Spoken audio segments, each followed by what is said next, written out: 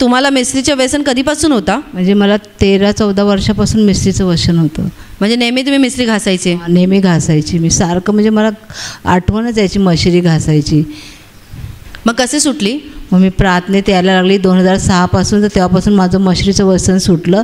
पण मी गवाही नाही दिली होती.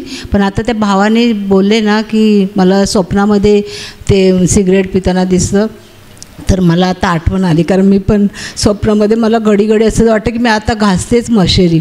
मला वाटतं मी घासते का काय, पण आता मला प्रभूने आठवण करून दिली म्हणून प्रभूला धन्यवाद देते. प्रभूने माझी मशिरी सोडवली. म्हणजे तुमची मिसरीचं व्यसन कधीचं सुटलं होतं, पण तुम्ही साक्षी दिली नव्हती. आणि जेव्हा आता थोड्या वेळापूर्वी एका भावाने साक्षी दिली की त्यांच्या देखील तंबाखू आणि सिगरेटचे व्यसन सुटलेलं आहे, आणि त्यांनी सुद्धा साक्षी दिली नव्हती म्हणून त्यांना स्वप्नात दिसायचं, म्हणून तुम्हाला आठवण आली. त्या प्रभूने मला आठवण करून दिली म्हणून प्रभूला कोटी कोटी धन्यवाद देते. आता किती वर्ष झाले तुम्ही मिसरी घासत नाही? आता मी झाले ना 13 वर्ष झाले. मी 13 वर्ष झाले. मला 13 वर्ष झाले तुम्ही मिसरी एकदाही घासली नाही? घासली. प्रभूने तुम्हाला या व्यसनातून मुक्त केलं आहे. मशिरीसाठी सोडवण्यासाठी खूप प्रयत्न पण केला. म्हणजे मी ना ते कोलगेट घासले तर मला जमायचं नाही. कोलगेट घासलं तर मला कसं तरी व्हायचं.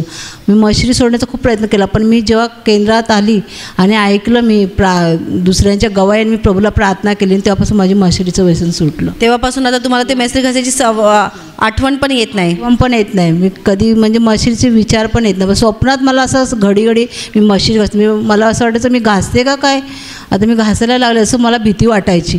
पण मी गवाही द्यायला पण गेली तरी मला मन नाही व्हायचं की मी येऊन गवाही देऊ. पण आज मी हे त्या ब्रदरांनी गवाही दिली तेव्हा मला प्रभूने आठवण करून दिली, म्हणून प्रभूला कोटी कोटी धन्यवाद देते.